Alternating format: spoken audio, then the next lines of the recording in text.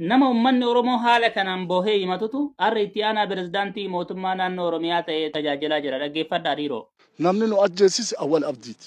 Namni nu ajjeesise awwal abdiiti. Kuuwwan isa jala hiriire uummanni maqaadhaan kunniin ka akka Shittaa, ka akka Qasimasse. Awwal abdii suni sadarkaa Oromiyaa irratti hojiin idilee isaa. Wayyaaneen waan isa amantuu fi itti amanamummaa guutuu waan qabduu fi waan nu jenne guututti nu raawwachiisa. Hawaasa kana gabrummaa jalan nu hidhee sakaalee nu jala horata jechuun nutti erganiit shororkeessota jedhaa diina jedhaati. Mootummaa keenya kana simbira wayii taanee dhaqanii irraa nun ariitanii akkana mootummaan hin jigu akka nu isin hin jenne bulaa nama nuun jedhaa ture. Ijoollee teenna fixinaa. Ijoolleen teenna hadha yoo hiriira kana baate illee waan tokko akka hin balleessine nutu fudhata. Ijoolleen hin ooltu oolaallee jenneen nu sarmitu haa baatu dhiisaa jenneen kadhannee irraa dhabne. Wanni seenaa ta'ee manguddoo keenyatti illee qeerroo fi qarree keenyatti illee wanni seenaa ta'eetiin jiru. Micha Oromiyaa irraa ramadame Awwal Abdii jedhamu osoo jaarsi biyyaa kadhatu saraawitii kana nurraa qabi.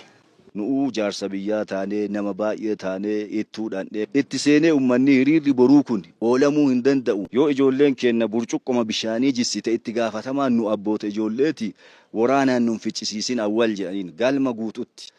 Hoo dubarsheellee jedhan Oromoon safuu qabdi. Hoo baarreellee hoo barsheellee dhiiga ijoollee keenyaan jissisiisin. Dhiigni ilmaan keenyaa yeroo mara jiguun sitti haa dhagahamu jennee kadhanne. Nu kolfee nu dhiise. Jaarsi ammallee jibbaata geenna jedheetiin awwalii kana bira dhaqe. Akkuma isin amantaa keessan islaamummaatti amantan kana an dhaaba kanaaf akkasitti amana. Uf duuban jedhu ijoollee teessan qabattan qabadhaa qabachuu baattan bororrasaa isaan isinii lakkoofna jedhan.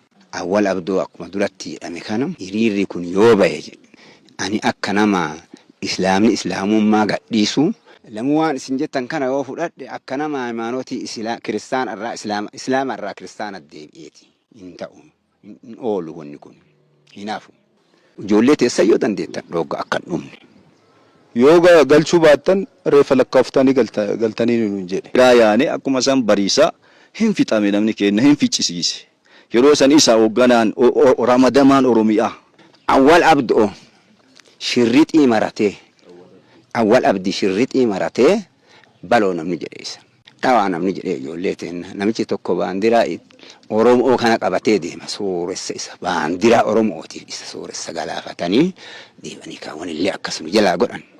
Bulchaan aangoo hin qabu jechuu dandeetta homaas godhee hin danda'u ka olii gad oofu isa. Hin dhumna jenneetuma gaafsannullee waliin baanee kaan dullaan nutumanii nu kuffisanii. Gaafa ijoollee kana fixan hin fixinaa jennee kadhannee warwaannee dhabnaan laphee keenya kennine jara waliin haa dhumnu jennee baane. Guyyaan nuun geenne hin hafne. Nullee walumaan baanee dhumna akkasuma waliin baanee dhumne walumaan baanee dhumna jenneeti.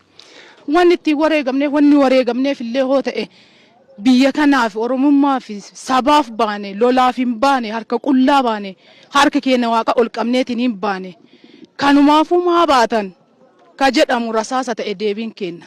Wanni nu baaneef hoo jiraate eenyummaadhaaf Oromummaadhaaf biyyi kun keenya jecha baane deebiin keenya rasaasa ta'e.